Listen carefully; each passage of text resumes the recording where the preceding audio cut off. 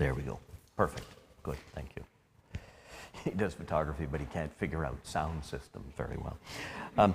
No, it's a pleasure to be here with you to talk about this. I mean, it's a hobby for me that I sort of ran into by accident. I was in high school to put myself, to earn some extra spending money. I was a real estate photographer. Had a friend who was a real estate agent, and I would go to houses, you know, with the 35 millimeter film, take all the pictures, have it developed, learn how to do the developing. I remember the fixer, you know, you would put it in the tray and it would, you know, stop the developing of the picture. And then COVID came, it sort of fell into relief, that practice. And then COVID came along and I wanted to get outside and do something, so I picked it up again. The other thing that was really important for me getting back into photography is I have young adult sons, and one of them likes photography.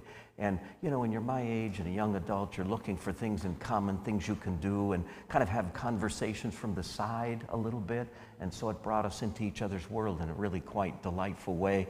He's a Marine captain on a boat, and so he gets a lot of great pictures of breaching whales and stuff. And I thought, well, I don't want to compete with my son. I'll go for birds, you know, and we'll have our respective domains, and we can compare pictures and do that. Yeah, during COVID, I would be out along the Fraser River. I live in Richmond, and there taking pictures, and it was really great the way it introduced conversations with people who were also there. One of the things I learned was that people never asked me. I never had a single person ask me, what lens is that? They always wanted to know what I could see through the lens. Lesson for theology. Anyhow, you can talk a lot about lenses, but forget that lenses help you see things, and you can get so fixed on the instrument that you forget that it's the thing you're trying to behold. And of course there's different perspectives and different lenses, but you know, if we're going to benefit, tell me what you see, right, that I can't see because you're seeing it differently. And so some of that was, you know, my wonderings and ponderings as I was taking pictures, walking along, and made a lot of friends in the process of doing it, other photographers. One guy took my picture, taking a picture, and sent it to me on Facebook, which was kind of nice. But it generated conversation and community at a time where that was a little hard to come by. You know, we all felt a bit starved of that human communion.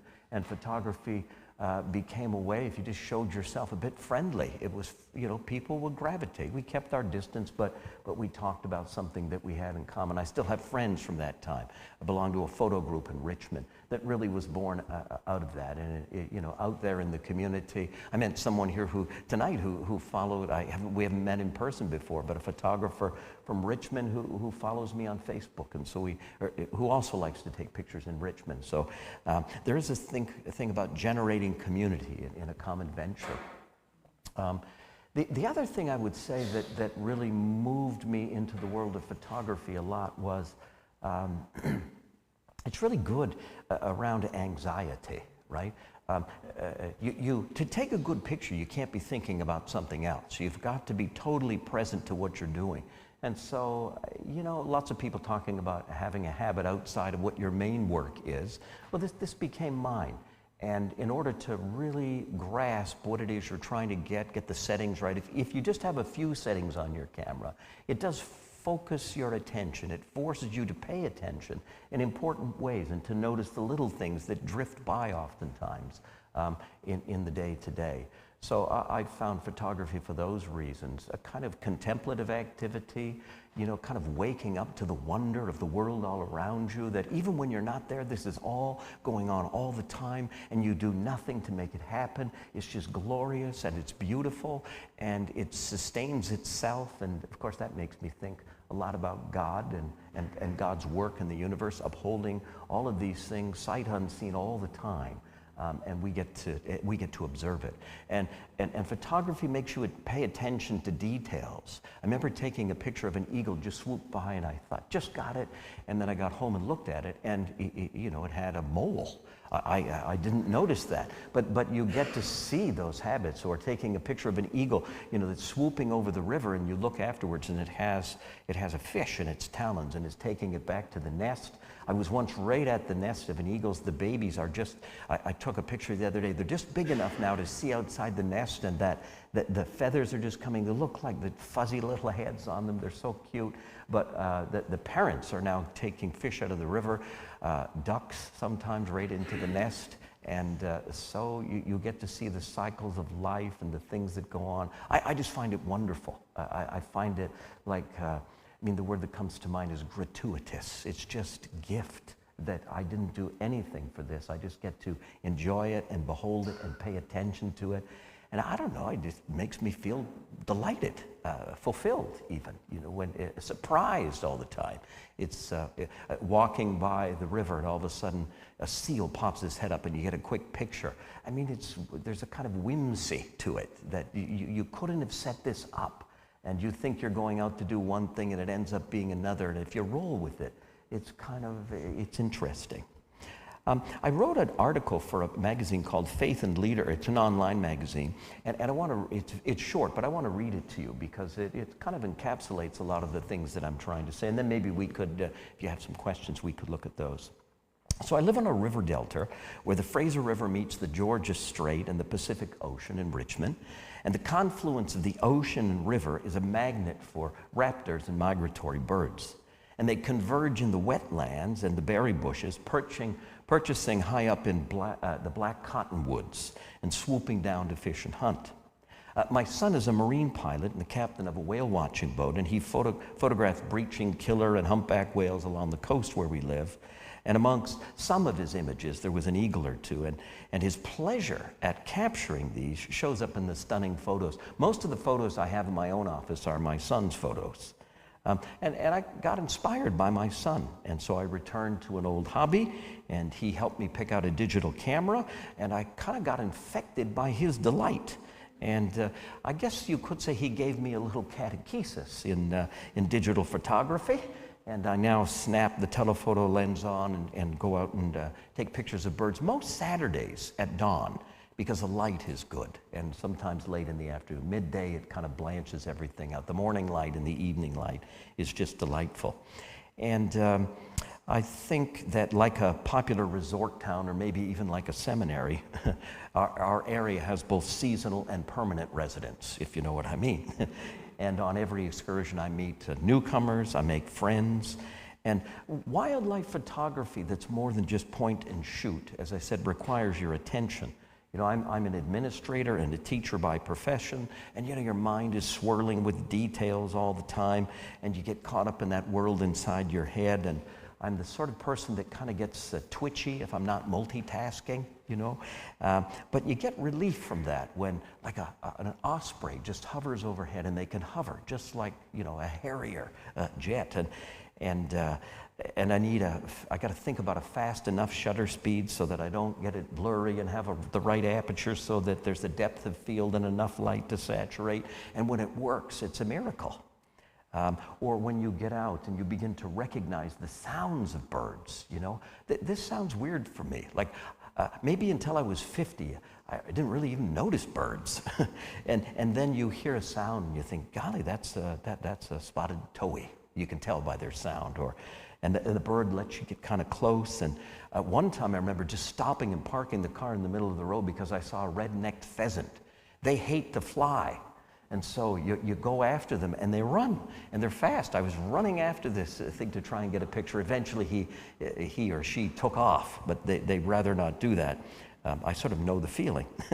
And I study the details that you can't catch when the bird's in motion, the intricacies of their wings. I was looking at the hummingbird here again. The overlay, and the water, you just see it go off them. It's like a shingle overlay. And then sometimes there's too much unfolding, especially in the spring. The eagles are caught, and you just can't capture it. So you just put the camera down and watch it unfold, and it's just breathtaking. In physics, there's a thing called the observer effect. And what that means is that when you're there, you interfere with what it is you're seeing. right? And photographers know this. You know, I think of myself as a bird watcher, but when you look at your photos, you see the birds are watching you before you're ever watching them. Birds have like real agency. Like dogs, they put their heads at an angle and they watch you watching them. And you really have a sense of being a fellow creature at that moment. My son sometimes says, hey, they see you a long time before you ever see them.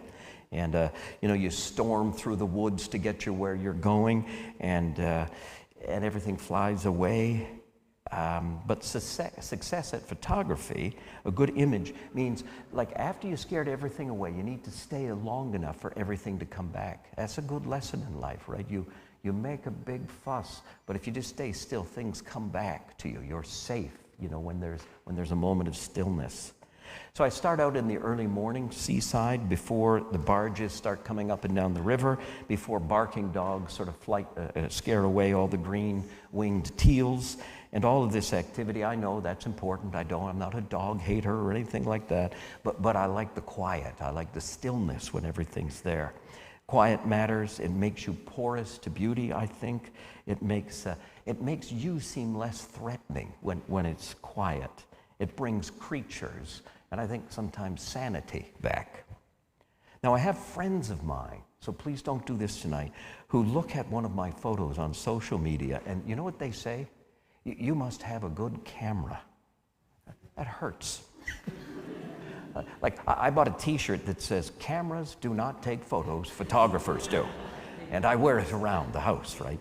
I have a pretty good camera, but it's not a guarantee of success, right? What friends don't know is how many times a picture fails. More than not, it's not a good photo. I had to take my camera in for repair once, and that was because I wore out the delete button. There's a lot that can go wrong.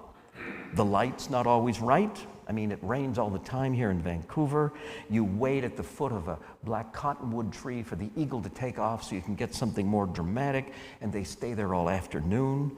Ospreys have a tendency to stay just out of photographic range, and I've been stung by bugs, you know, going into the woods. I even once happened upon a coyote who kind of growled at me, and I backed away. I had a red-winged blackbird come and right in my face because I was a little bit too close to the nest. There are some people who go out and take photos and they use a Bluetooth speaker in the woods to try and summon birds with fake calls. I don't like this. The Latin word is simulacrum, false, phony, right? It's a sign of impatience, I think, if you do that. You need to be willing to wait. Trying to force creation to come to you feels like an imposition to me. I think waiting in a world where mostly waiting is a problem to be solved by technology, photography can teach you a little bit of patience. There's a German sociologist called Hartmut Rosa who claims that modernity is the process of speeding things up, that modern life always has a dynamic equilibrium, and you have to just always accelerate it to stay in the same place, like running up the down escalator, right? But waiting on the chance for a good shot, it just takes time and patience, and it's worth it. Sometimes I say to my wife, I'm going to go out for an hour, and I come back like at sunset, and there's surprise and delight. I don't always end up with a picture of what I thought I would get. There's an element of sheer luck in the hunt for the beautiful. Sometimes you set out looking for beauty and beauty finds you. I was reading around Easter time a sermon of St. Augustine, and I'll finish with this, but it's wonderful. He thinks about the beautiful world, and it's lots of questions, and this is probably better read than heard, but I'll read it the best I can. He says this is from an Easter sermon from 16 centuries ago. He says this: question the beauty of the earth, question the beauty of the sky, question the beauty of the air, amply spread around everywhere. Question the beauty of the sky. Question the serried ranks of stars. Question the sun making the day glorious with its bright beams. Question the moon tempering the darkness of the following night with its shining rays. Question the animals that move in the waters, that amble about on dry land, that fly in the air, their souls hidden, their body evident. The visible bodies needing to be controlled, the invisible souls controlling them, all these things, question them, and they will all answer you. Here we are. Look, we're beautiful. Their beauty, says Augustine, is their confession. Who made these changeable, beautiful things, if not the one who is beautiful and unchangeable? And so sometimes I wonder when I'm out taking pictures, what are you looking for? The perfect picture? Like, what are you doing when you take pictures? And you're carrying a camera through the bush. It's an odd thing to do, right? But I think Augustine also says beauty is the staircase to God. There are beautiful things, and then there is the beautiful. And in beautiful things, we're led toward the beauty of the Creator who gave all things. And so I do photography. I don't do it for a living, but I do it to feel alive. Amen.